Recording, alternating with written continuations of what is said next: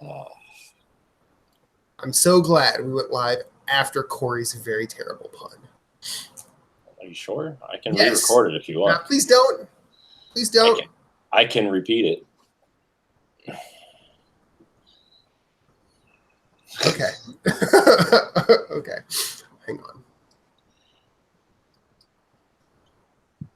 All right, we ready? I'm just gonna go. I'm gonna go right into it because I have to be to work a half hour early because it's holiday tonight. Oh, what? You didn't tell me that. I would have moved faster. No, it's fine. You were putting the baby to sleep. I cannot put pressure on that. Would have made my wife. Would have made my wife do it herself. No, don't do that. Don't do that. Huh? Don't do that. Shit. Oh, I'm not even using the right camera. This is dumb. That's better. Oh, God, yeah. I'm prettier in HD. Yes, you are. Not really. Yes, you are. Wait, why are all my things just not? Do I sound better now? Yeah. Okay. Oh, jeez. All my settings gone. Well, you sound great. Well, getting rid of them was okay. Not that close to the microphone. Nope. No oral fellatio here. Please stop. Matthew. Oh, God damn it. Do my words send you soon? Stop. I'm comfortable with my sexuality. Are you? That's great. I'm very comfortable, but it's just your comfort is making me uncomfortable. I like to make you feel uncomfortable. It's been a good weekend. Good. All right, so I'm going to start this. Okay. Yeah, we should probably do that. 3, 2, 1. Said it's time to go. Well, all right. I don't want to go. I say, all right. You never listen to me anyway. You're always talking, never much to say. You remind me of a TV show. That's all right. I'll watch it anyway. Welcome to episode 147 of Nerds Gone Rogue. My name is Matthew Keel. I'm at Infinite_Rewind on every social media platform. And we, Nerds Gone Rogue, are here on YouTube every Monday night between 8:30 and 9 is when we get started. We were 6 minutes late tonight. Our bad.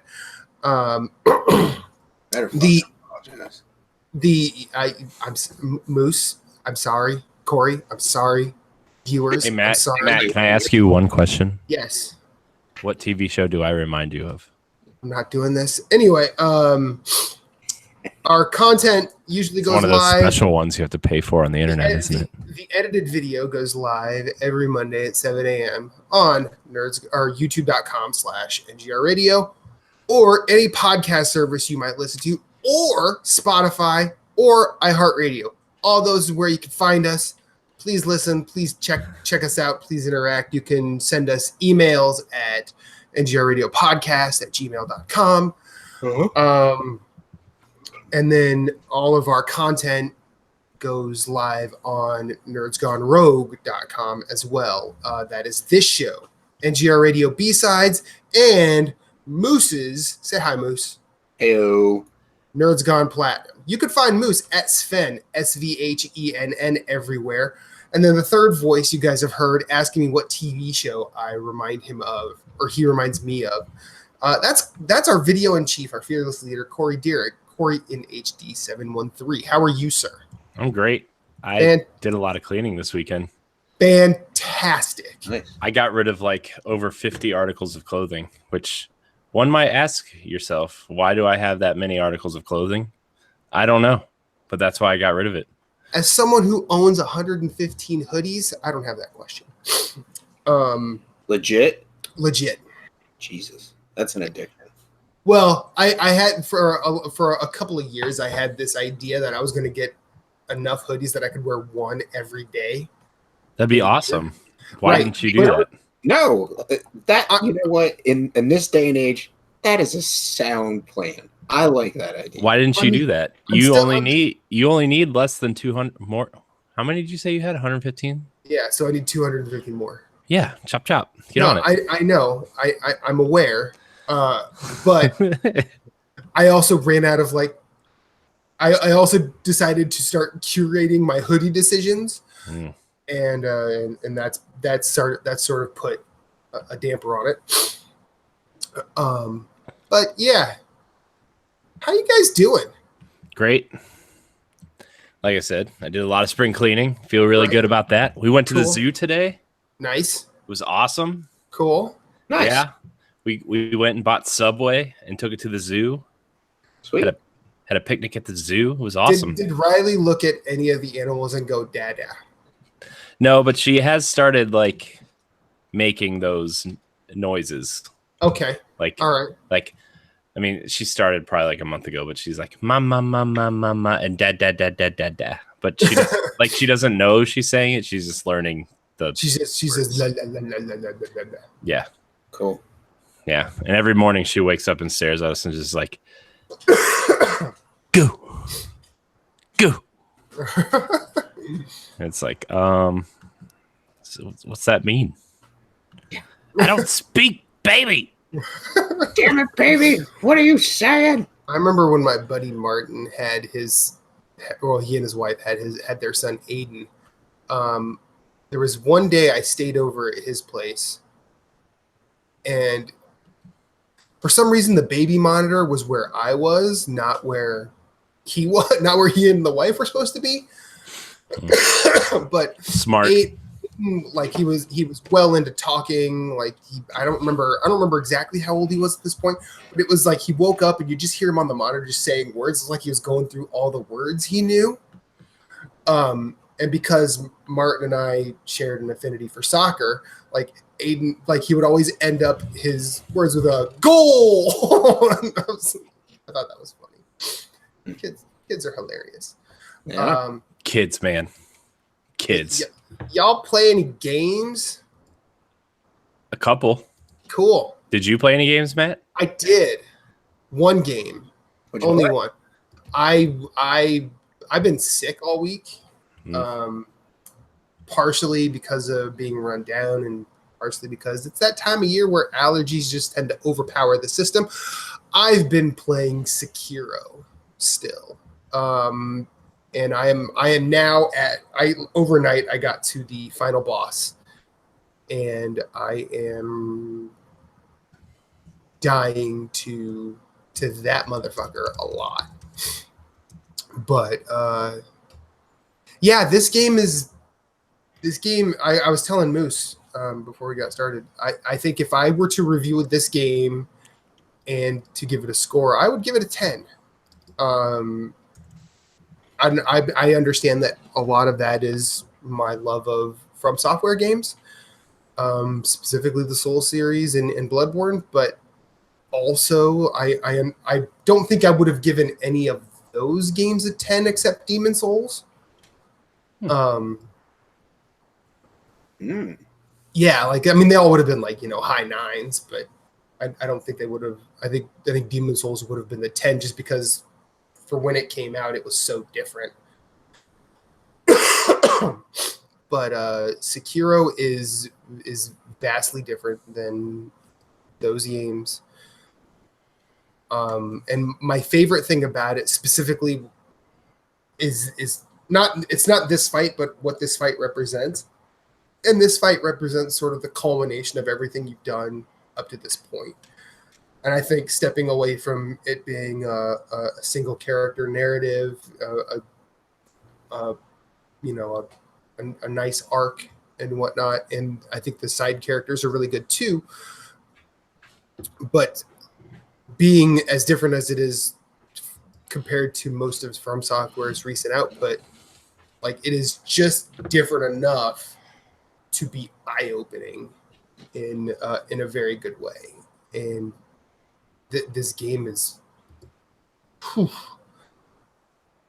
I'm really in love with this game, and I for some reason I don't want to play anything else anymore. I mean, I think at some point in the past week I probably helped Chris with Division 2 a little bit more, just because he's working on the platinum as well. As far as I know, he still has one trophy left, and I'm probably going to help him with that. Hopefully tomorrow. But all I want to do is fight motherfuckers with a sword.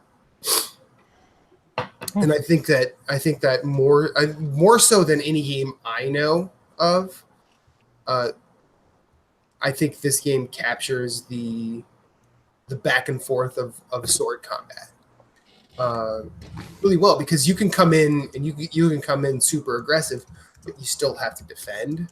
You can't just walk in and kill stuff. Like any of the enemies can take you down. You're never like too overpowered for any of the areas. Sure, there are enemies that you can walk up and basically blow through, but you still have to do that. It's not like in any of the Dark Souls games where after you've leveled up a bunch, you just walk through and let things hit you and you barely take damage.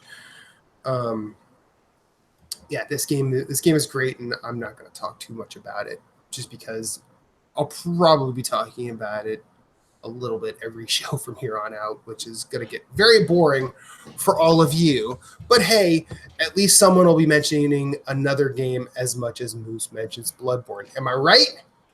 That's right. Yeah. You probably have like 2 years to catch up, and that's if Moose doesn't bring up Bloodborne. Well, but see, you also caught me.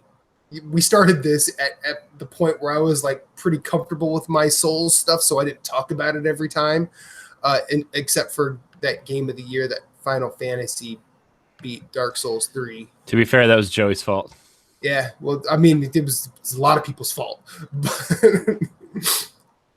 but that's none of my business. I mean, that was a good game, though. Sure. What are you guys playing? Who wants to go next? I guess I can go. Moose looks a little tired. Moose looks like he had a busy day. Yeah, he's exhausted. Look at his head. He's like, yeah. I played some Apex Legends this weekend. Cool. with Jesse, and we almost won. Twice we almost won. Nice. Man. Dude, I can't win. I can't win at any of these battle royale games. Just can't win.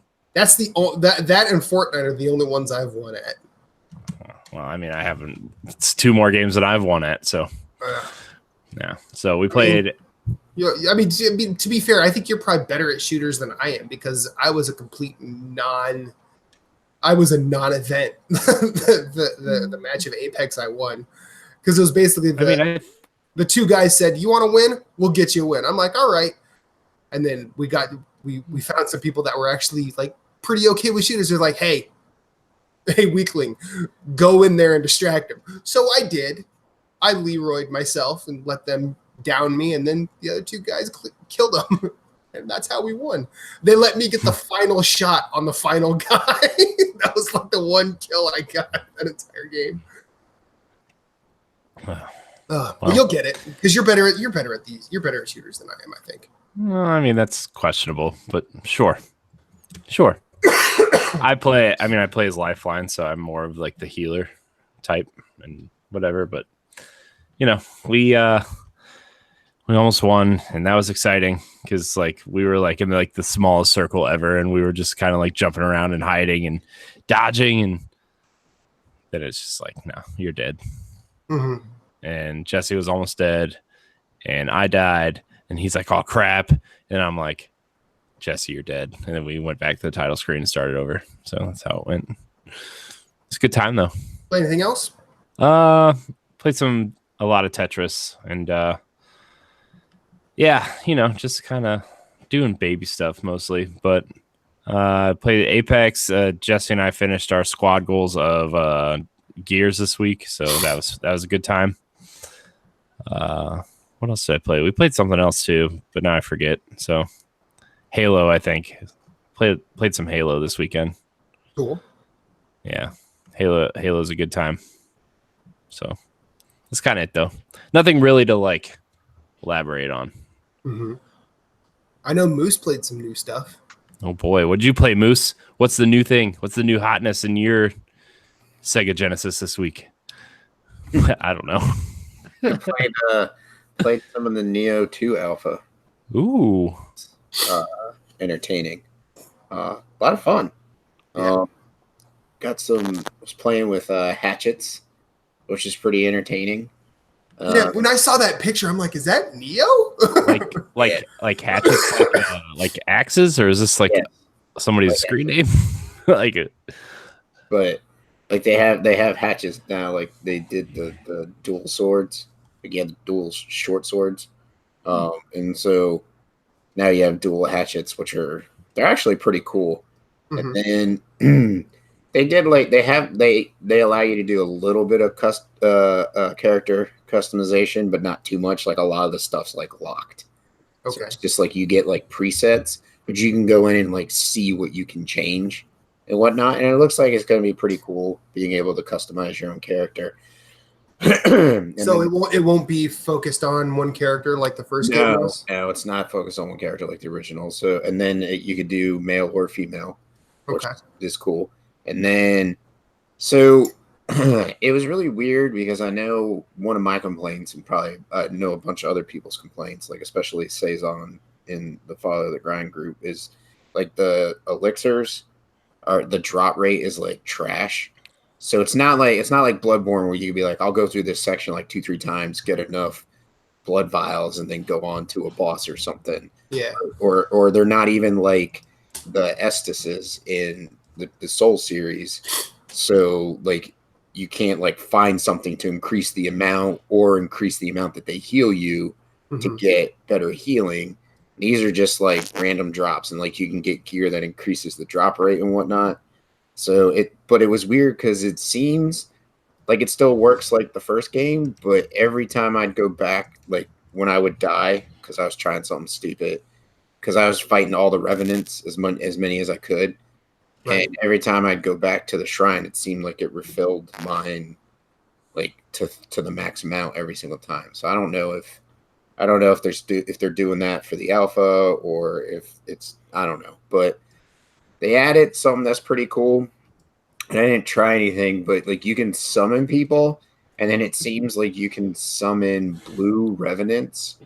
So like there will be red like burials around with the sword in the ground and stuff, and then there's blue ones. And if you have the cups that you needed from the first game to summon somebody, you could just walk up to it and summon them. And I am guessing that they will last as long as till they die. So it's just like running around with like an NPC helper from like Dark Souls or Bloodborne. So Okay. I was like, that's pretty interesting. That's awesome. Yeah, and it's not like it wasn't like I didn't see as many as the red ones, like the ones to fight, like kind of PvP, but you're not really playing somebody else. You're just playing their like an AI of their character. You're playing you're playing their Samurai avatar. Yeah, but it was like I saw like 2 or 3 as I was moving through a level, so it wasn't as many, but it wasn't like here he's hidden over in a corner somewhere, you know what I mean? Or like you have to do this in Dark Souls to get this person. It's not like, hey, you have to go around this building and summon the witch. yeah, exactly. Like they're pretty much out in the world, just hanging out, you know. And then I'm sure like you can summon somebody the traditional way at the shrine. Like put your password in and somebody can come specifically to your level. Well, I bet you the difference is like the blue revenants are friendly ghosts. Yeah, and then if you needed like the Choco cups, yeah, or the shrine or whatever. Well, the Choco cups you still need for the blue ones because it'll say like summon, and then it'll tell you the requirement. It'll be like 0 out of 2 cups. And okay. But you pick them up pretty randomly through the world, and then like you could be like, yeah, I'll summon you, and we'll run around and have fun. And I just haven't done that yet. I think it goes on till June, something. Like it's like I think it's a week, so I haven't had time to sit down and mess around with the like that portion of it. I want to try that, but seems good. Seems more Neo, so that's good. I was kind of hoping that they would like streamline the loot system, you know, because it's still like, oh, what is better on here? You know what I mean? Like they don't make it blatantly obvious. No, they do not. Like to crunch the numbers to figure out how your gear is working for you, and so that's just one problem I have with the game. But so playing that, because that dropped, I think Thursday or Friday. I think it was Friday actually. It might have dropped. But anyways, so been playing that. I played some Salt and Sanctuary, both on Switch because I got the special edition, and then also on PS4. I've been bouncing back and forth. And then Such a good goddamn game. So it is good. good. I'm enjoying more of it. I want to go for the platinum. I think the hardest one is the hardest trophy is going to be the boss at the beginning. You have to like beat, and so I'm just gonna have to watch a couple of videos and just practice. I think that's going to be. I was telling Jason because we were talking about it, and I was like, I think that's going to be the last trophy I get because I don't want to try and get that trophy, and then the game just wears me down so much to the point where I don't like fuck this. I don't want to play this game anymore after this trophy. You know what I mean? So like I want to get the rest of them and then come back to it, and then that be the last one. I actually practiced it a bunch on Switch. Uh, I never beat it, but I got about 3/4 of the way. Like I got a pretty good distance, and then I'm just like, you know what? I'm kind of beating a dead horse here. I'm just gonna move on. And I mean, it was also because like I don't need this for a trophy on Switch. yeah. But yeah, So it's like I'll do the work on PS4 if I'm gonna. Yeah, like when you're ready to just sit down and do it, just do. Yeah, and then be ready to spend some time. But yeah, it's more Division 2. So I've been trying to get better gear. I finally opened up the stronghold to get out of World Tier 4 into World Tier 5. But I'm waiting for Jeff. Okay. I told him I wasn't gonna like move into the next tier without him. But like I'm doing a better job of embracing the demolitionist. Like I like the demolitionist, but like I like LMGs. I think I've said it before. I like a lot of the variety of guns that Division 2 has, and I don't feel like anyone's like, oh, this is a stupid gun to have. You know what I mean? Like I'm not good with the sniper rifle, so I don't use those. I just focus on the LMG, and then also the demolition class, because the demolition class you can spec in the tree to get plus 15% damage to your LMG, and then there's also a talent where you get, I think, up to that same amount for your submachine gun. Mm-hmm. And so I've been looking for submachine guns. I've been looking for a nice MP5. I've only run across like a couple submachine guns, and they're all right, like a Vector or almost like a Tech 9, maybe a 9mm. And I'm just like, I don't really like those because of the accuracy and whatnot. Like an MP5 is gonna have better accuracy, so I'm just kind of using them now just to get reacclimated to the submachine gun and how it works. But so I've been enjoying that. And then last night it took me an hour, but I didn't know if you knew this, Matt, but like you can, when you're in World Tier 4, as you're working on like control points, like if you do like the propaganda, if you do the hostages, if you do the supply drops, or if you disrupt like the supply routes, or even the guys that are going to attack other control points, like you increase the awareness and the alertness at certain control points. So I was trying to do a control point of level 4 last night. Not fun. No, and I got to I would get to the point where the boss guy would come, and then one of those stupid runners that the kamikaze guys would just run up and blow up out of nowhere. Like they're like telling you, okay, the enemy is coming from this section. All of a sudden, he's behind me and blowing me up. Anyway, so I did. So I finally did a call for help, got a guy in there to help me, and we were able to like take it down. And the amount of loot that you get when it's a level 4 is freaking insane. So it's insane. it's extremely smart to run. I don't think you could do it at tier 1, 2, and 3 because like I helped Jurgen today, and I did not like we were in his world, and when you pulled up the map, there were no like little plus numbers. So like they'll give plus numbers next, like like the like a territory, like a hostile territory is like +1, or like propaganda is like +1, and there's certain things that like a +2. I've never seen a +3 to the alertness, but I think it's only in the red sections of the map. that would make sense because I don't think he 'Cause had. that's where all the Black Tusk stuff usually is. Yeah, I mean that would make sense, but I think I could be wrong. It's been Well, long. no, I'm far enough removed from that like I don't remember. I'm like in the areas that I have, it's not like I don't have a lot of red areas. Like look like where the areas of the town are red. You know what I mean? Like it's taken over by Black Tusk. So Oh, really? and I still had that. So I just think it's because he's not in tier 4 yet. That but- could be too. Anyway, so I've been playing that, having a good time with that. Loving LMGs. I gotta get better with the rocket launcher, but they don't give me enough ammo to like really get good with it. You know what I mean? So The demolitionist one. yeah, not the rocket launcher, but the grenade launcher.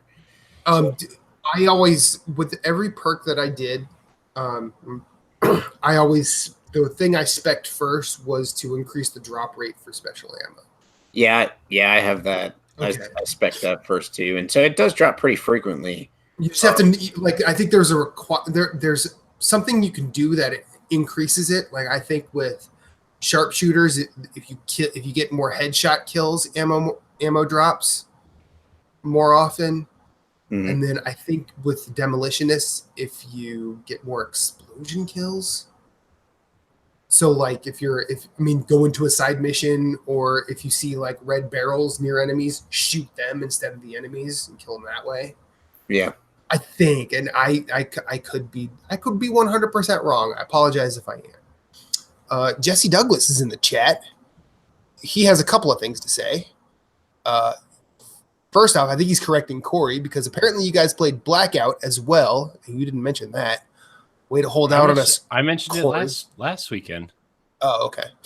And then he also says, I like that all gun types feel useful in Division 2, where Division 1 didn't use shotguns or LMGs because they didn't have them balanced enough to feel like they did anything. Jesse! what's up, Jesse? Jesse! Yeah, Kind of excited. I can agree with that. They're more balanced. Like I personally didn't have a problem with the LMGs in the first one. In fact, that's what I think I finished the game with. I mean, I used that more because the clips were huge. Well, yeah. So, and because I'm a bad shot, I need a bigger clip. I feel like Division 2, the accuracy is a lot better. It is. So I thoroughly enjoyed that. Specifically the LMGs, the accuracy is better. That's true. So, and like you said, the clip sizes, like I had one that had like 120 bullets, Mhm. and it wasn't like I didn't increase the clip size at all, but I was like, that is awesome. I'm going to be so sad when I have to get rid of this gun, because that was like world tier 2 or 3. So, but Yeah, and I think there were a couple of people I rolled Division 2 with towards the end of my time, but towards the end of my time with it, and we did a ton of those control points at level 4 because they are insane. Mhm. Like they literally just like, well, we're just pissing off control points to the point where they're level 4 and then going and killing them. I'm like, oh, I've not done that. They're like, well, you're in for a good time. And then it's just every enemy is yellow. yeah. And there's like, a lot of them are like, it takes you like a full clip just to get their armor down. And I'm talking LMG, which is like yeah, like there was a significant amount of more damage than an assault rifle, and then also it's 100 rounds. And then there was one where 2 tanks spawned. Yeah. And I'm like, oh god, it's just gonna take forever. And I think because they were Black Tusk, so Black Tusk tanks are like way harder than Hyena tanks or True Sons tanks. Yeah. But but yeah, like and I a lot of the equipment I'm still rolling with now. I got doing that. If you're willing to invest the time, it's definitely worth the reward, because I've helped a couple of people get through most of the world tiers and just the same rifle, LMG, and I think the only thing that I've changed is like armor stuff, just because I'm always getting. That's the one all of the equipment you get, that stuff changes still at a steady clip for me. Division 2 is so good, isn't it, Moose? It is good. I highly recommend it if you're looking for a looter shooter. Mm-hmm. Until obviously Borderlands 3 comes out. Right. But, It's looter. I think, and Corey stated it before too, but I think it's like it's the best third-person cover shooter. Yeah. Although I was having the issue when I was trying to do the level 4 control point last night, where like you're trying to roll, and if you're too close to something, you snap into it. Snap into cover, and then you Assassin's Creed in the cover. Shooting at you, and you're like, I'm trying to roll back, and you're just like, all right. So like getting like moving around that way, like in a situation like that, is really difficult. So it's almost. I wonder if you could probably. I haven't even checked it out. If you could work on the controls, like to see if there's a way to make it like only snap if it's in front of you or whatever. You know what I mean? Like to figure out a way to make your. Because I know like you can change it to where like you have to hit X to get out of cover. Whereas in like I have it set so like if I'm in cover and I pull back, I'll exit cover. You know what I mean? And then also going around corners, like you can change the speed at what you move around a corner. I go the fastest possible because I'm like when those guys with the Gatling guns, the tanks are coming around at you, and it's like move. You know what I mean? Like you're like I gotta kill them. You don't have time to tip through the tools. I don't have time for you to be like. Check twice before you go around that corner. Look both ways. Just go around the corner. But yeah. So, but No, that was one of my only complaints with the cover system. But other than that, it's awesome. Like it's good. Anything else? Nah, that's been about it. Those are the games I've been playing. Cool. Well. Let's get to some user questions, shall we? Or do we have anything else we want to talk about before we start that? No. I like the user questions, whatever, listener questions, reader questions. Reader, I don't know. Viewer. The people who decide to take time to listen to our dumb show. The nice people who take time to talk to our dumbasses. I will say this. There's been a lot going around about a new From Software thing for E3. I know Moose sent video from Vati to Phillips and I about it. Do you have any thoughts, Moose, on this? I think it would be cool. Uh-huh. I think, in my personal opinion, I think it sucks for people who are reading the books. Yep. Motherfucker needs to finish his books. Yep. I mean, I'm not going to... I mean, if it's a self-contained story where he wrote it, worked with them, it's got a beginning, middle, end, I mean, if it's in a series, I mean, that's cool too, but kind of like the Dark Souls series, you know what I mean? Where, like, here is the world, here's what we're building, have fun with it. Mm-hmm. But like if it's something where he's gonna have to like write things, more stuff on top of trying to finish the books, like that's stupid. Like I don't think I'm gonna want that. But hopefully it's just a self-contained story and you can go out and have fun with it, And then Corey, I don't know if you know what we're talking about, but apparently From Software is going to have a title at E3 this year. That George R.R. Martin. They collaborated with George R.R. Martin. Now. Here's my thoughts on it, and good old Railroad Martin. Here's like I hope this is a From Software title that takes place on a train. That'd be great. Wouldn't that be amazing? That would And the be- whole game is just like one like maybe since it's 50 focused on car train. focused on horseback riding, maybe it's a wagon train. There you Right? go. Yeah. Huh? No, I look. There are a couple of things that I took into account hearing all this. Like I first heard it from a guy or from several people on Twitter talking about this. I think Eric Pope I think he works at Ubisoft now, but he used to work at Harmonix.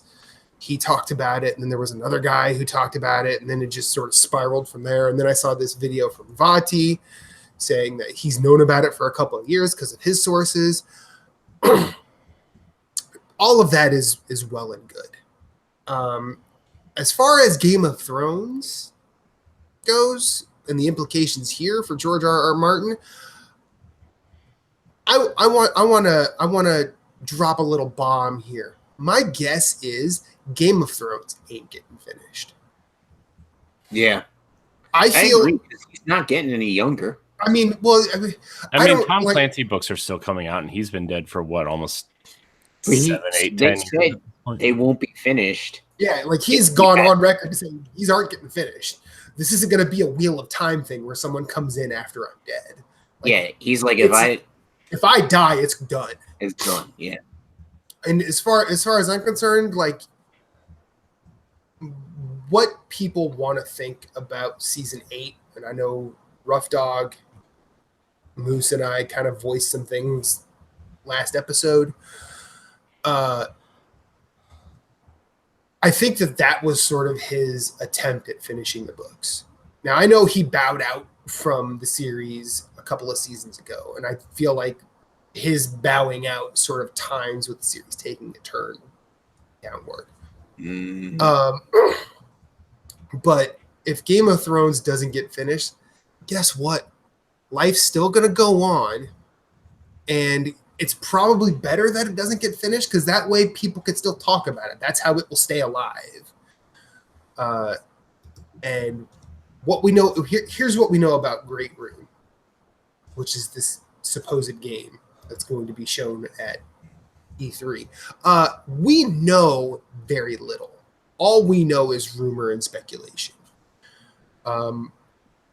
George R.R. Martin and From Software's fantasy storytelling, they traffic very differently. George R.R. Martin is very detailed, very thorough, very establishing of like worlds and contexts and characters. From Software is very vague, obscured. You have to go looking for the story. And what I love about Sekiro is the fact that it's a point A to point B narrative that's still very vague and very item description-y, and it still brings all of that puzzle piece nature of their storytelling. And I kind of think that I'm interested to see how these two styles can come together. I also think that they're different enough that the potential is pretty. It could be a very mediocre thing if it's rushed. So, and I will let the news come and see what happens, rather than just say, "Oh my God, Game of Thrones needs to be finished." Oh my God, From Software and Game of Thrones together in one thing. Whatever. I think it's just another reason to be excited, which is cool. And hopefully we see it, and hopefully it looks worth our time. I agree. Yeah. I don't think Miyazaki's going to do something that's not going to be worth our time. I don't think so either, but I'd also like to know what team is working on it at From Software, because From Software is a multi-team studio now, as far as I know. I think there's, what, 2? I think there are 2, because I know a different team. I mean, this, for all we know, this could be the Dark Souls 2 team. And True. working on whatever. Team that did Ace Combat. So All right. I know this is Ace gonna. Combat's Capcom though. no, Ace Combat's not From Software. I'm thinking something else. I'm thinking. Are you thinking of Armored Core? Yeah, which they should be doing. Which that would be cool. But Corey, you were about to say something. Yeah, the huge Dark Souls player that I am. Yeah, You know, exactly. why do people not like Dark Souls 2? Like, I mean, not like they don't like it, but why do they think that's like the runt of the? Just Miyazaki didn't direct it. Is that literally the Well, only reason? No, it's drastically different than Dark Souls. Like it is a.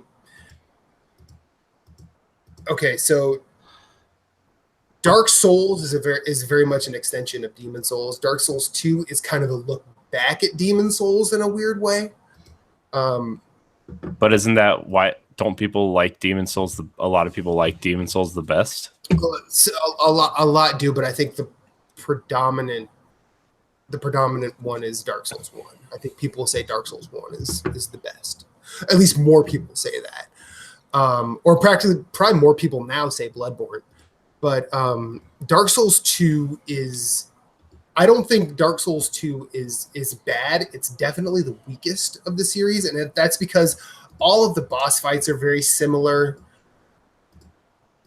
I think the NPCs aren't really done all that well. And the combat feels the clunkiest of the series. And I think that it is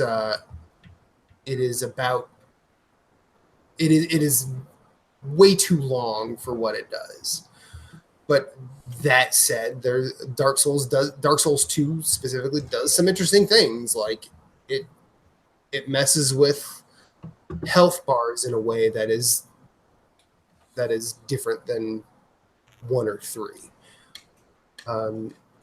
It messes with spell casting in a way that's different than 1 or 3. I mean, at least in 2, you could be a straight caster. In 1, you cannot, unless you've gone through New Game Plus like 2 or 3 times.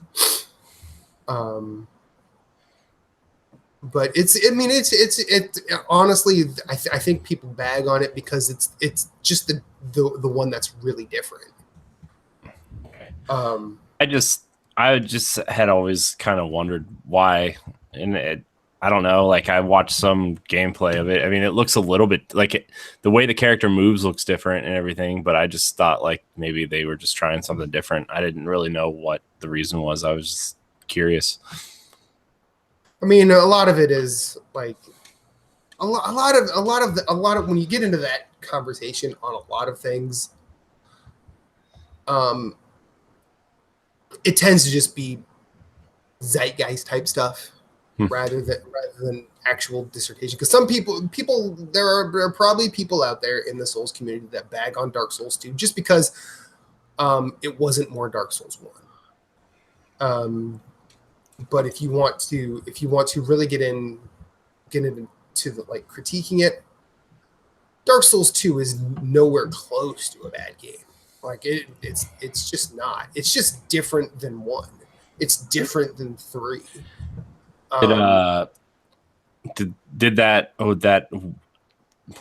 whatever the edition came out, the Scholar of the First Sin edition, did that change anything? Did that like? Oh yeah, it changes the game completely. It is a different. I mean, now does it? What is changing the game mean? It actually it messes with enemy placement. It messes with. I think there are different invasions that happen. There are different NPCs you can summon. It doesn't change like the structure of the world because the world is still, you start in Majula and you go a direction. There are more of I forget what the names of the knights are, but there are these white knights that are just sort of sitting everywhere and they don't really aggress until you piss them off. And they're mean once you piss them off. I mean, they're a nice equivalent to the black and silver knights from Dark Souls 1. But for the most part, they're just sitting there until the player decides they are strong enough to fight them. And then usually the player learns a lesson. Or at least that's how it goes when I do it.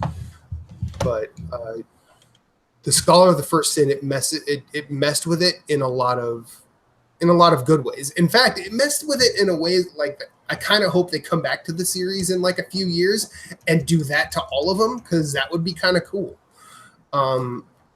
But I feel like Mastered Celebration. Yeah. Yeah, like Prepare to Cry trilogy or something like that, where a lot of the enemy placements are different. A lot of the, like in Scholar of the First Sin, I know there are a couple of world triggers that are different, but they don't really change the overall experience. But no, Dark Souls 2 is it's the odd one out of the Dark Souls series, but it's not bad. I was just always curious about that. It was kind of like, it kind of almost reminds me, and I know it's not exactly the same, but it kind of reminded me of the Batman Arkham Origins situation where like it is a separate team, but it's still like Batman, Yeah. So. No, Okay. It's dark. If you were ever interested in Dark Souls 2, it's still worth your time. Okay, so now let's get into these listener, user, viewer questions, shall we? If you have any suggestions on what to call you guys, please write in to NGR Radio Podcast. How about call us people, please? No. Nerds. We'll call people questions. Questions from people. Leading off episode 147. And if you want to participate here, email us at ngradiopodcast@gmail.com. Sam Hall says, what games do you want to see most from E3? Oh, geez. Well, let me pull out my list of everything I know that is going to be at E3. I have a blank sheet of paper. I don't know what's going to be. Link's Awakening. I just want to see new stuff. I want to see what I don't know. That'll be nice. Like, I want to. You think we're going to get anything like super interesting though at the end of the life cycle? I don't know. I mean, like we'll see stuff that we already know about for sure, but like, do you think we'll see any like? You think PlayStation has another PS4 exclusive that we don't know about that's like as big as God of War, The Last of Us, or anything? No, I really don't. I don't either. I mean, if they do, that would be nice, but I don't think they do. I think they're kind of saving that for PS5 because the titles they have, what is it, 2 or 3 big ones left are what? 3. Last of Us, Ghost of Tsushima, and Death Stranding. Yep. Death Stranding, which. But you forgot about Medieval. Medieval's a remaster. I'm sorry. It was a joke, dude. I was joking. There's only one remake remaster that belongs at E3, and as much as I hate the series, I have to say it's Final Fantasy VII, just because that particular title has a bit of cachet in video game history. But like, if they have anything outside of those 3 that they're holding back, that's going to be PS5. Well. I don't think so. Well, obviously they're not going to be there. They're not having a conference, right? So, I think they're just focusing on their Ghost and Last of Us 2, which they need to. Mm-hmm. Those teams need to get those games polished, get them finished, so that we can play them and kind of be the swan song for the PS4. The things that I'm mostly looking forward to at E3 is like the indie games, like with release dates, like Children of Morta, which looks 8-bit game where I think like you basically take over when you die, like your offspring or whatever take over and go through the world and stuff. So that looks really cool. It's got a really cool style to it. What is it? Eater, EYTR. Yeah. Kind of like Dark Souls, but it's like isometric. So, and it's a Shield Maiden. So, like, that looks really cool. I'd like to see a release date for that. Henceforth, Alicia, which is like an awesome throwback to 8-bit, 16-bit gaming, like Iconoclast was. Like, it's got that cool like art style going on, and I'd like to see a release date for that because I thought that was coming out last year, but it didn't. So I wonder if they maybe pushed it out so that they could also release it on Switch as well because the Switch is doing so well. Right. But those are the games that I'm most interested in, and then obviously like Corey said, Link's Awakening, like that would be awesome. Yeah, I never played Link's Awakening. I would love to. I never played it either, and so like, and I hope that it plays well and it's phenomenal, and that type of a remake may lead to them redoing Link to the Past in that style because it looks really good, and it looks like a really good updated, like fresh, like really good coat of paint. It's not just like, okay, here it is at like 60 frames a second, you know, like here's an HD version. Like this actually looks like 100. They had to remake that because it was a Game Boy game, right? Yeah, it's Game it was like the only Zelda game I ever played until Ocarina. Yeah. So I'm looking forward to that. That'll be cool. I think by the time E3 rolls around, that's the same week Mario Maker 2 drops. But like, It's the week before, actually. I feel like it's like the 11th or the 12th. I feel like it's the 26th, 28th, it's 2 I weeks think. before. E3 is 2 weeks before Mario Maker, at least. Okay. It's let's see. Which is fine. It'd be nice to hear more about Bayonetta 3. Word. That would be cool. Metroid. Do we want to hear more Metroid? I don't need to see Metroid until it's like, I want to see Metroid the year it's coming out. Like I want them to be like, hey, it's coming out this fall. Okay. You know, like I don't care how long it takes. I just want them to. I mean, a trilogy would be fine. Word. Yeah, like give us the remastered trilogy. Like that's my thing too. Like with a lot of the games, it's like I don't want to see something until like they showed Final Fantasy VII at the State of Play. Mm-hmm. So now, and then they said they're going to have more, you know, next month. I'm kind of hoping, hey, give us a release window for the first episode. Yep. That's cool. Hey, it's coming out this fall. Awesome. Mm-hmm. That is actually awesome. And that'll be cool. Huh?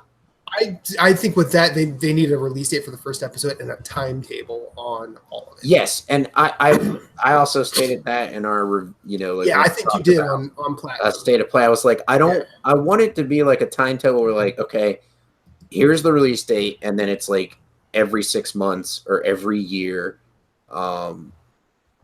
It's I don't want to go in like past like a year or two, right? You know, between episodes, but I'd like to see like a timetable, like a good one, like instead of just like Telltale where it's like it'll come out when it comes out. Yeah, like give us a timetable because that forces them to actually work to put the product out instead of just like, oh well, we want to change this, we want to change that, we want to change, you know what I mean? Because then you're just in a perpetual state of like trying to make remaster your remaster, you know? Because if this turns into what Kentucky Route Zero has for Annapurna is its publisher, but for the developer of Kentucky Route Zero, like they're on, I think, volume 5 of that episodic series, and it's been coming out since 2013. Yeah. So if this turns into that, the Final Fantasy fan base might get a little angry. Now, the difference is Kentucky Route Zero, every time, like that is one game I cannot wait to finish because that's when it'll come out on consoles. And that game, every volume that comes out sounds goddamn interesting, and I can't wait to actually play it. But that is also like they're making that. Final Fantasy VII was made, so there's more onus on them to get it done, because especially if that first episode is good, people are gonna want that fast. If that first episode sucks, like yeah. And then, of course, if the rumors are true from software. Yeah, I mean, I That would be interesting to see. I hear it's supposed to be at the Microsoft conference, which Mhm. this year will probably be more of Microsoft showing what I'll be playing on the PS4. Yep. That'll be nice, like it was last year. But hopefully, I'm not like as big a fan as I was of Halo and Gears, but it would be cool if we saw those and it was like something that like blew my mind, and I was like, man, I want to jump back into the series. That would be cool. That Yeah. would be really cool to see. Like, I'm glad people out there still enjoy the games, but I've lost interest like a while ago. So it would be cool to see them like come back with, was it Halo Infinite? So the next one supposedly. So that would be cool. And then Gears 5 is supposed to be launching this year. So that would be interesting to see what they have up their sleeve as far as that goes. And then more of, is it Outer Worlds? Yeah, that's the Obsidian. More of that would be cool, because I think they kind of showed a mix of gameplay. I'd like to see a gameplay trailer of that if it's coming upon being close to being released. Like that would be cool. Agreed. But anyway, Now is that going to be on? That's their last non-Microsoft game, correct? Yeah. Obsidian. Yeah, I think it's being published by the Private Division, which is 2K's kind of. Yeah, so Small that'll title. be multi-platform, which is cool. Yeah. I mean, I love Obsidian. I think they do good stuff. And based on, I mean, like that was a way for Microsoft to have me looking at their console again. Well, because if they're only going to be putting out stuff on Microsoft, Well, here's the thing about that. Like, I was thinking about it the other day. Like, so because of that, like if that series like takes off, then all of a sudden like the sequels they just put on Microsoft on their consoles, they're going to kind of like alienate the fans that they get on the PS4. And it's almost kind of like do you think Microsoft, I know this is kind of going kind of tangent, but it's relative. Like, do you think Microsoft would go the Minecraft route and be like, well, even though we own that company, we'll publish it on both consoles, just because we'll get money in both places? I think they're exploring that idea. I mean, they're putting Halo on Steam when they have a perfectly good, Microsoft store.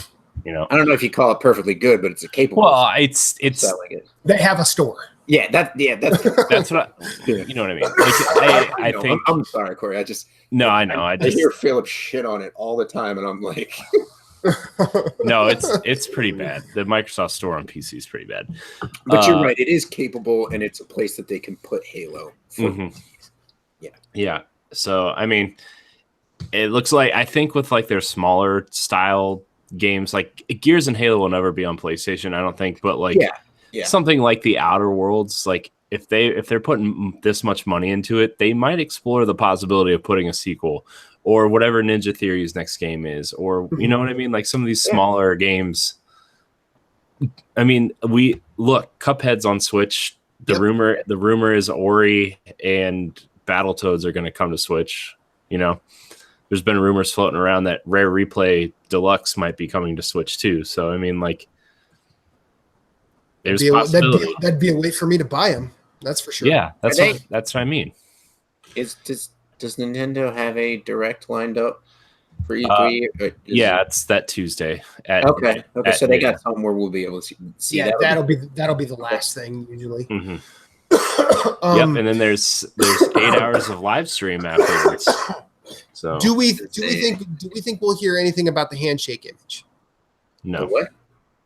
I think Sony that was and Microsoft handshake. No, I think that was more of a Sony, Microsoft than PlayStation, Xbox thing. Yeah, I think so too. I think everybody was like, I don't know. I feel like deals like that kind of happen all the time. Look, Samsung sells phones, but Apple also uses Samsung technology in their touchscreen. So I mean, I'm throwing it out there that Samsung makes the iPhone screens. That's what I'm saying. Yeah, exactly. So it's like, But what about Dying Light 2? I don't think we saw like gameplay. I know that was they said they're bringing it. I Yeah, know they're that's- bringing it, so I think it's That'll be about time cool. for that to release, isn't it? That's going to release this year, right? They were Yeah. saying this year. I thought last year they said that, like next Yeah. year sometime. So that could be cool. That would be something interesting to see at E3. But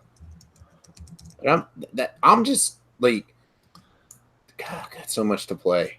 But so Mhm. it's kind of just like I'm excited. I'm more excited about seeing the stuff I haven't seen or heard about.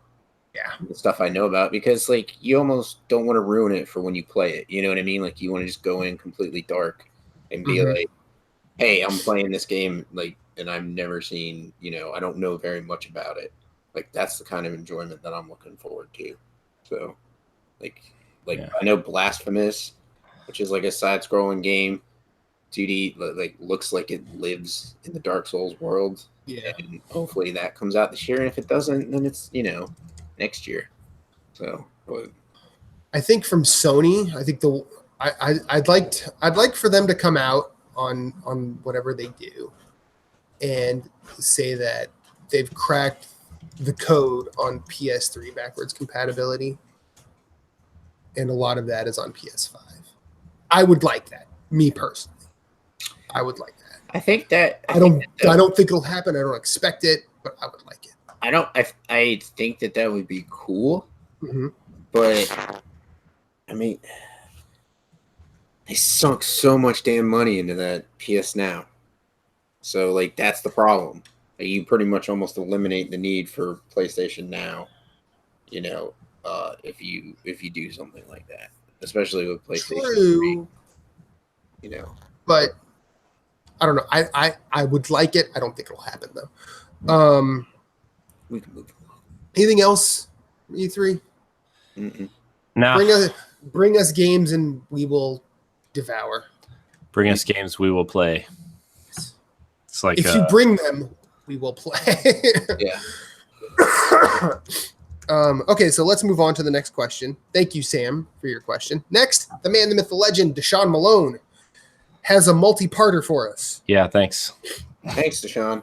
Thanks for making this work. I'm gonna do this in a different order than what he has. So just bear with me. What is your favorite vacation memory? Oh boy, man, I don't even know. I guess I don't know. I have a couple where it wasn't me on vacation; it was people on vacation to see me. Does that make sense? Oh, thanks. I'm glad I could make your list, Matt. Thanks. You're on there. Yeah, you're on there. You're on there. Okay, I'll just go since you guys are being silent. That's what we were waiting for. Meeting Corey and watching him devour a cheesesteak was awesome. The first time I met Moose was really good because we spent a day wandering around Philly. And I love the fact that his wife said, "No, you go up to his apartment. If he kills you, I'm leaving." Yeah, she's like, I don't know him. I was like, okay. He brought me some Wicked Weed beer. I put it in the fridge. Yeah. And then we wandered around Philly, and then he got to eat crow when he realized that whiz and onions was good on a cheesesteak. And then You didn't think whiz and onions would be good on a cheesesteak? Mm-mm. And then 2 days later, we basically wandered around his neck of the woods. Bethlehem. Yeah. We That was went to Two Rivers Brewing, and they gave me a tin full of bacon and syrup. I think that was the special on Wednesday. Yeah. You get a free tin a free basket of bacon. Yep. Meeting Phillips when he came here with Faye, that was good. Watching him turn on the Canadian accent to really mess with the waiter at Fado, perfect. One of my favorite moments was when Paul Linga came to hang out with me in Philly. This is 3 or 4 years ago now, and there was a moment he and I were making food, or he was making food. Food was being made in my apartment, a rarity indeed. But something fell and knocked over a glass, broke a glass on my carpet. There was nothing in it, just broke a glass. But both of us were laughing like we had just done a lot of weed. And I'm like, why are we laughing like we're stoners? And then Paul goes, you know what's funny? If I were high, that wouldn't have happened. And that was really fun. Oh, when I went to Jersey and met Rob Rinaldi, that was a good time. Mm-hmm. That man is a goddamn gentleman. He just recently celebrated a birthday. Yes, he did. Happy birthday, Rob Rinaldi.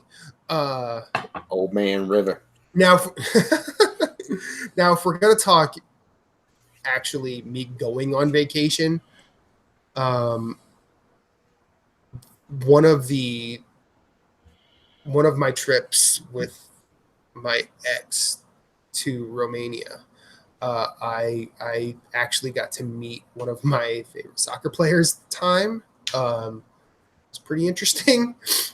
Also, I got to see one of my all-time favorite soccer players' houses, which was cool. That both of those tied into the same trip. That was really cool. I also remember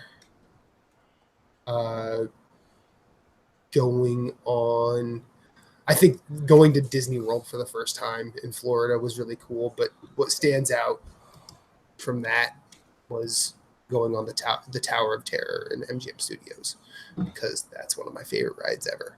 Well, RIP next year, by the way. It sucks. It sucks. It's I think they're turning into the Guardians of the Galaxy escape thing. Lame, but okay. I think it's just because who owns Twilight Zone? CBS? I think so. Yeah, so like they're getting rid of all that stuff now because they have so much that they can do now. So they don't want to pay the licensing fees. So like, because they just closed the Great Movie Ride too, which was like, you know, you just kind of ride through classic movies or whatever. And they made it like a history of Mickey Mouse or whatever. And just because they didn't want to pay the Turner Classic Movies licensing fees. So, although like half of it was like Fox and like Lucas stuff anyways. So I don't know, but you know, a lot of my favorite vacation memories take place at Disney too. So Nice. I'm actually, my sister met Ryder Strong right before we went on the. I met Ryder Strong on my 10th birthday. We were at Planet Hollywood, and he was at the next table, and he wished me a happy birthday. That's awesome. It was awesome, and I was a really big Boy Meets World fan. Boy Meets World was a great show. It really was. I know. Just saying, that was like the highlight of my life times 10. King Kong Bundy came to my 7th birthday party. What? Why? What? Yeah. A friend of mine who was invited to the party won a contest to meet King Kong Bundy, so we brought him. Oh, nice. King Kong Bundy watched me open the gift. He watched me open someone giving me the original Legend of Zelda. He watched, and I basically said, "No more presents. Go to play Nintendo." Nice. Wouldn't that be funny if King Kong Bundy was like, "I'll show you how to play Zelda," and he like beat it on the first try, just one sitting, beating Zelda. Be great. You ruined my birthday. I wanted to play Zelda. But he was a gigantic man. Yeah. I mean, you don't get the nickname King Kong by That's true. Being a small person. No, you don't. Anybody else have any vacation memories before we derail this too much? Yeah.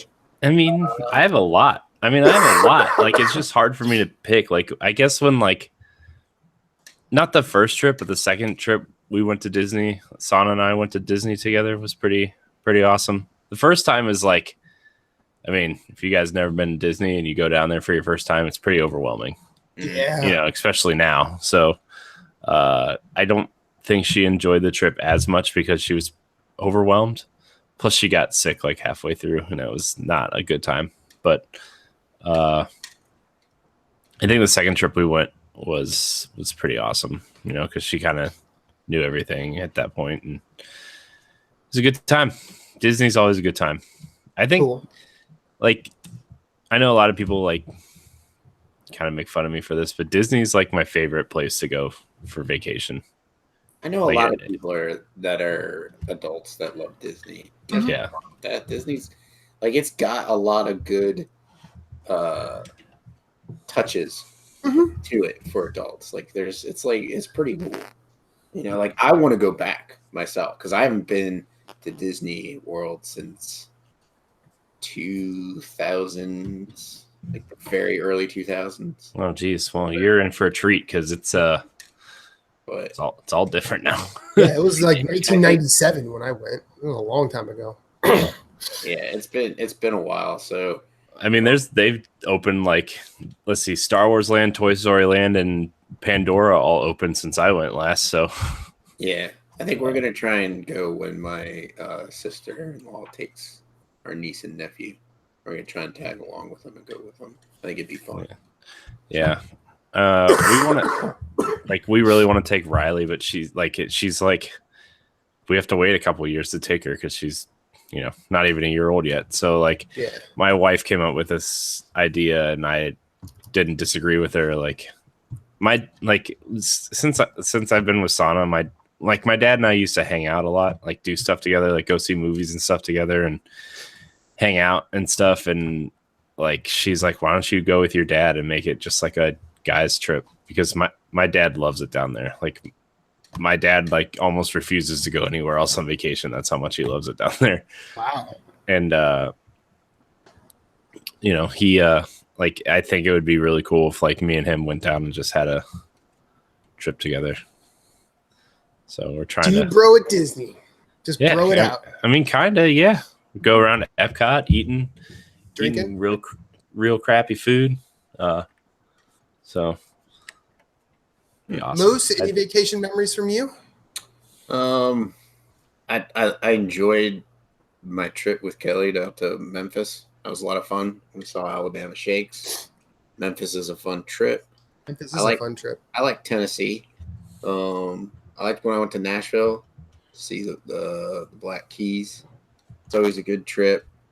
We like I haven't. Seeing Sun Records in Memphis is a really good one. You Yeah, should see and that. then 3-Man Records in Nashville was pretty cool. Yeah, That was Third Man awesome Records to is a see. cool place. And coming back to Pennsylvania, like I feel like I haven't, like when I came to see you like the first time, that was one of the first times I've been back up Mhm. when it wasn't holiday season.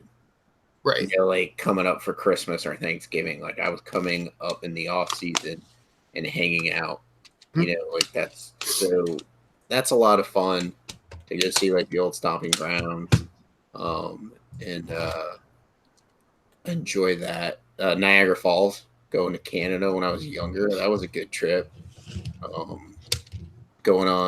like going on cruises, although nowadays, like, it seems you can't not get sick on a cruise. Yeah. So I'm like, I don't know if I'd want to do that, but I thoroughly enjoyed the one cruise I went on. We were in Stingray City. Stingray City was really awesome. Going to see the Tortoise Rehabilitation Center.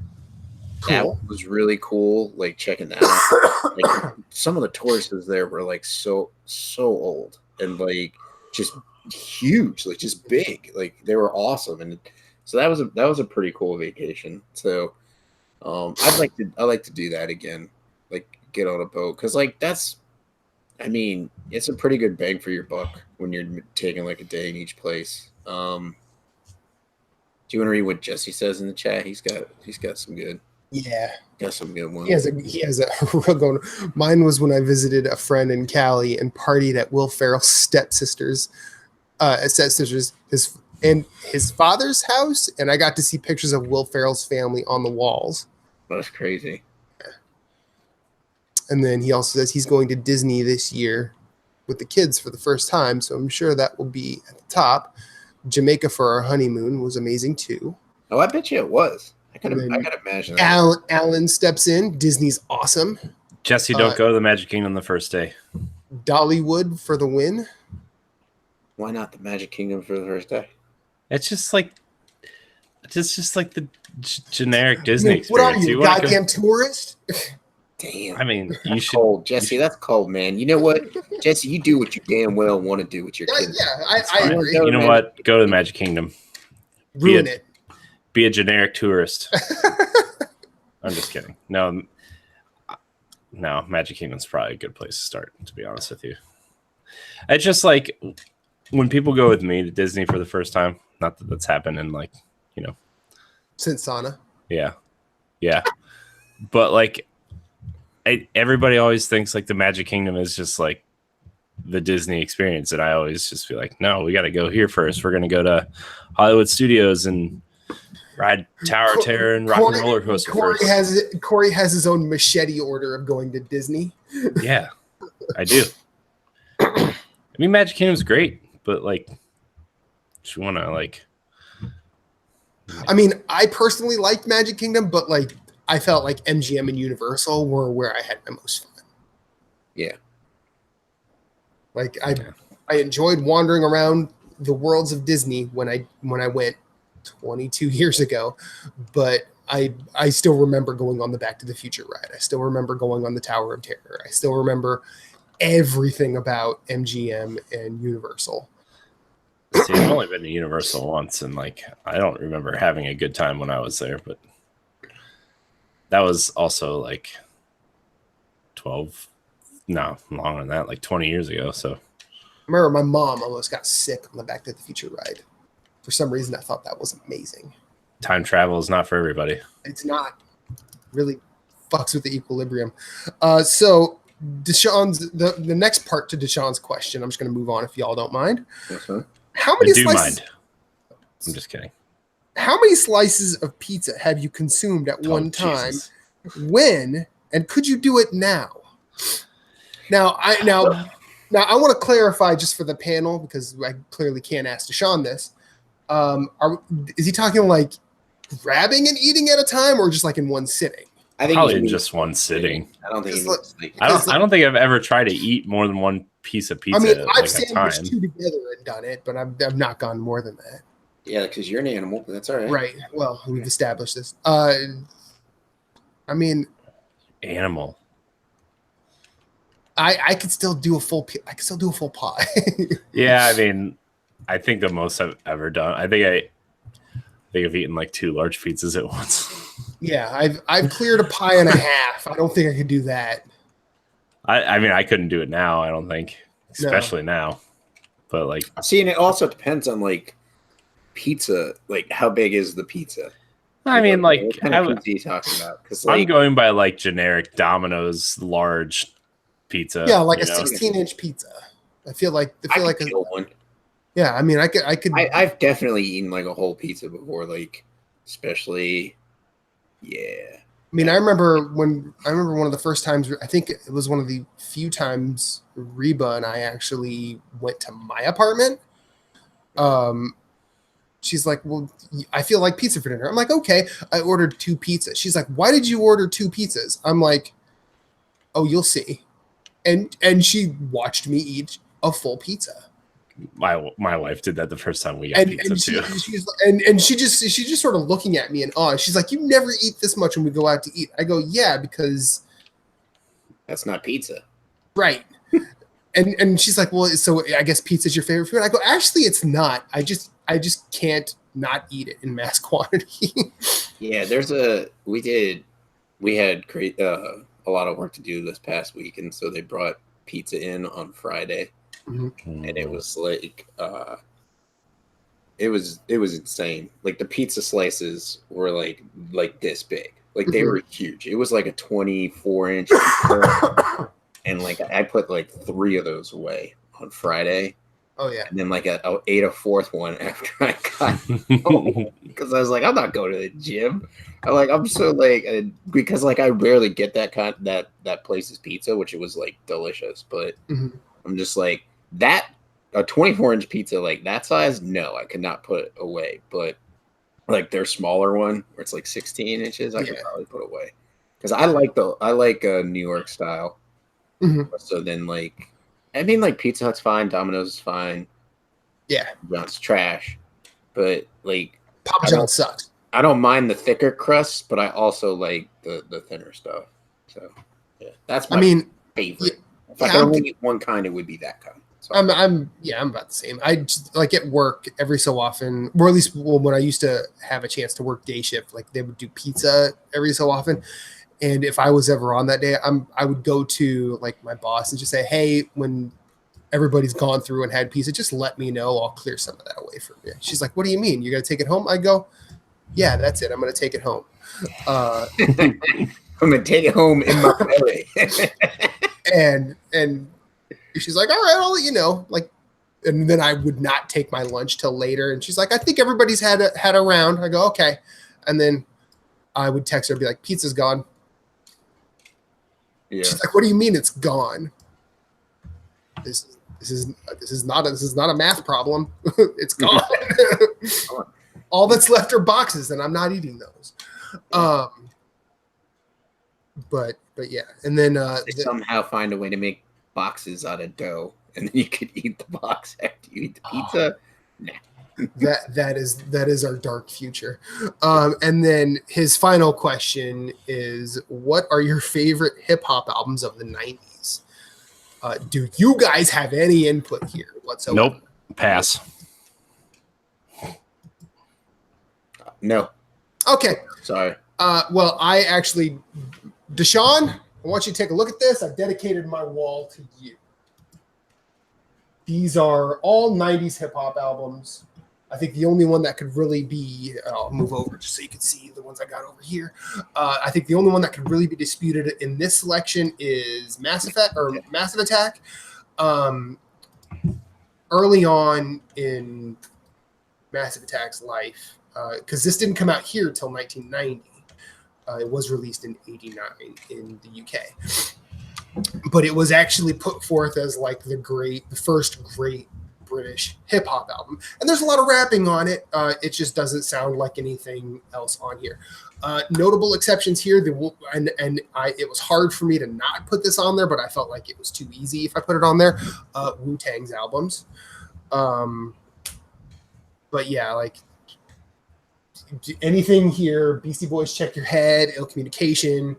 Notorious B.I.G.'s first album, Nas, Illmatic, both Diggable Planets album, Pete Rock and CL Smooth, De La Soul is Dead, Balloon Mind State, Jazzmatazz, and anything by Gangstar in the 90s, Mobb Deep. Of course, we gotta talk about Tribe Called Quest.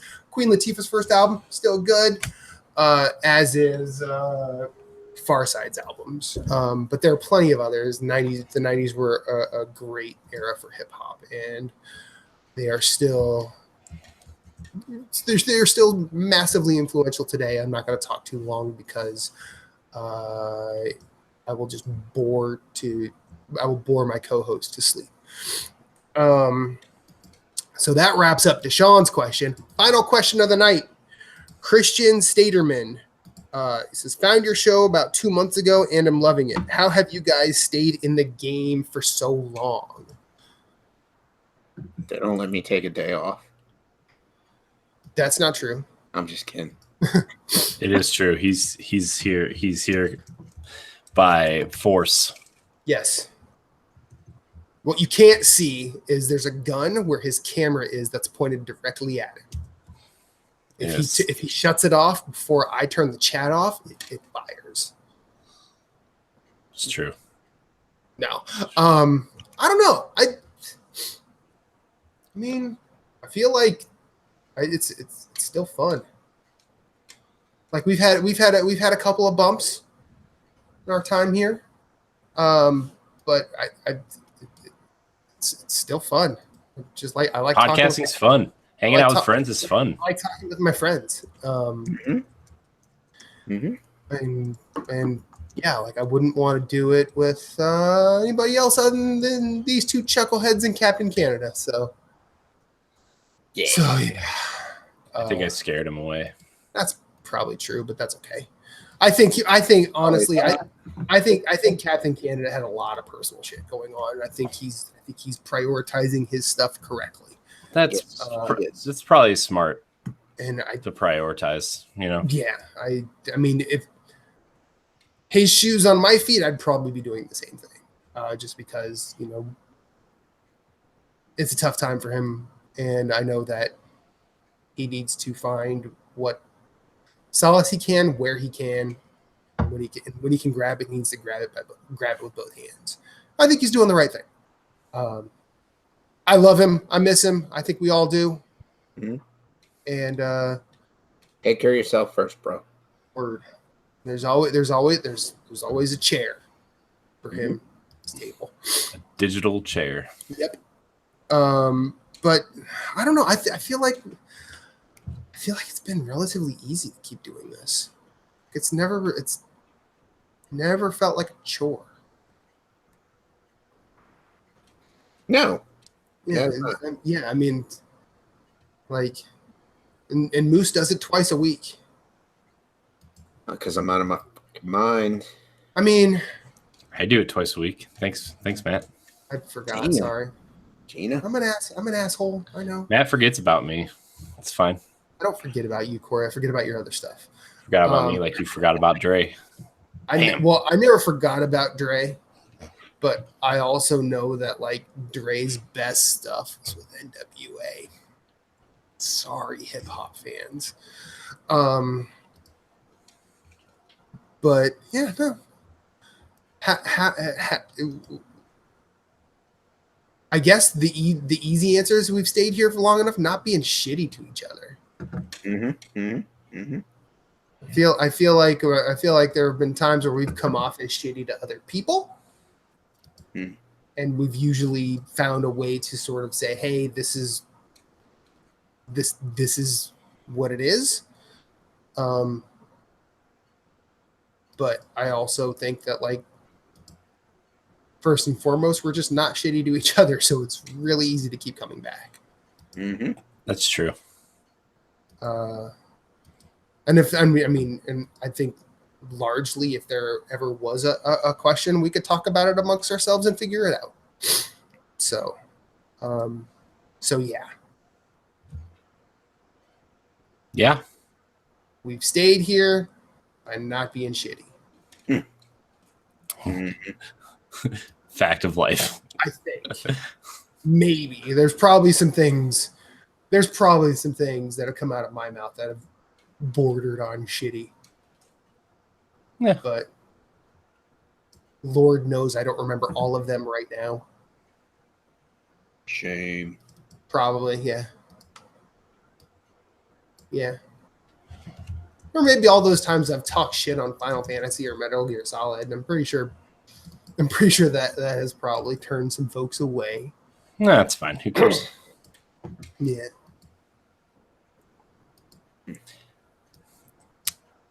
Why do we keep coming back here? No, because it's Monday night. We're like, anybody got any questions? Yeah, hold on. We're going to send them to you guys. I'm not busy. Here we go. And we're here. Microphones and mouths. That's actually another thing that makes it really easy to keep coming back. We always have questions from people. What if I just started asking you all the questions? I mean, I'm not sure you're not, to be honest with you.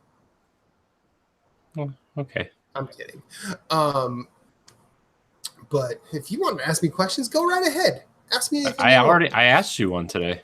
It was a good one. What was your question? The Dark Souls 2 thing we talked about for like a half hour. This guy. Clearly. I mean, that was how long ago, and I've already forgotten. Can you tell it's my morning and the coffee has not kicked in yet? It's almost bedtime. Well, what do you say? Call it a show? Yeah, why not? Sure. Cool. Thank you to everybody for writing in. Thanks, Sam. Thanks to Sean. Thanks, Christian. Our show doesn't have to be 3 hours every night. Hope you all write in again sometime. We would love to answer any questions you might have. We like dialogue, I think.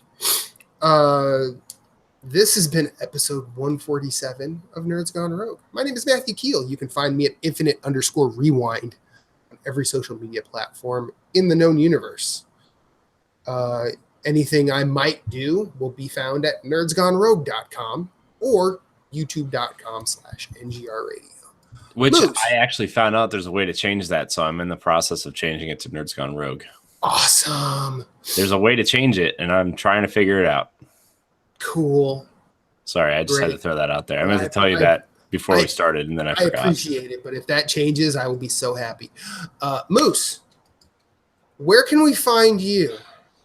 You can find me on all social media platforms that I want to be on. That's Sven, SVHENN, Twitter. Did you write this down? Are you reading it?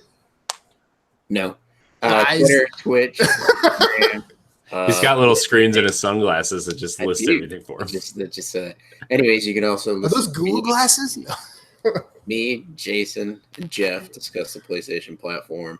Tuesday nights, we usually go live at 9 p.m. Eastern Standard Time. You can watch the video, which goes up Thursday mornings at 7, I believe. You can tweet us at NG_Platinum. You can follow us on Instagram at NerdsGonePlatinum. And you can also email us questions, comments, and concerns to nerdsgoneplatinum@gmail.com. We got some giveaways coming up pretty soon. I think we're going to do one like a couple in a month or so. Now I know he didn't write it down because he didn't write the phone number. I don't, dude. Tell the phone number if you know it. I don't off the top of my head. I keep meaning to save it just so I can tell you, but I know, like I keep. Does this mean we need a phone number? Huh? Does this mean we need a phone number? no, I don't think it does. Okay. I mean, It calls it. I'm not opposed to it, but like, okay, listeners, viewers, people out there, if you Should want to we have a interact phone with us, number? should we have a phone number that you can call and leave us messages? So, answer that, and then we'll consider it. Tweet at Nerds Gone Rogue. Yeah. Yeah. Yeah. So before Corey takes us home, this is your 201st official podcast, Moose. Can you believe that? What are you talking about? Well, you've done 100 episodes of Platinum, Yeah, and 100 episodes here. and this is your 101st on Nerds Gone Rogue. You've done 200 podcast episodes. Which is crazy and it's insane. What I really like is the fact that you don't look like you've aged a bit through any of it. No. I'm kind of jealous. I think he's actually gotten younger. It's good Yeah. for his skin. Yeah. If you look closely, there are some gray hairs there, but I think that's because of my wife. But If you look closely, I'm wearing a hat to cover up.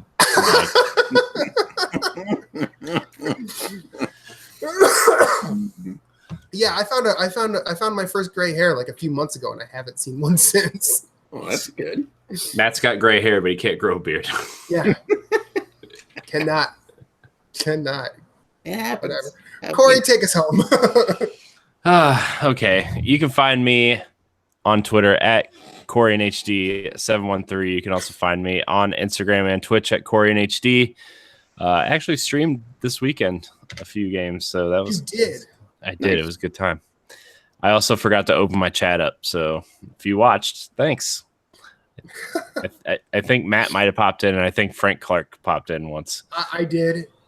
and I think other people. I did get 2 more follows, so thanks for following me, guys. So you can also find me on our new combined effort show called the NX Show. Yes. If you're subscribed to Nintendo Power Block, you are already subscribed, so congratulations. But yeah, you can download that on Tuesdays in place of Nintendo Power Block. And our first episode, well, by the time you hear this all edited and stuff, will be up already, so you can go check that out. And you can also watch us live on Twitch. We're still figuring some stuff out, but we're going to be there. So on Saturdays Cool. during the day, right in the smack dab middle of the day. Sweet. It's a good time. So you can find us there. You can also find all of our content on nerdsgonerogue.com. And I think I got everything. So thank you so much, everybody, for watching. Episode 150 is coming up. Pretty excited for that. Probably nothing special. We'll just show up and talk like we usually do, but 150 is a cool number. It So is. I want to thank everybody so much for watching and subscribing and listening. Mhm. And until next time, we love you. Banana and out. You're welcome.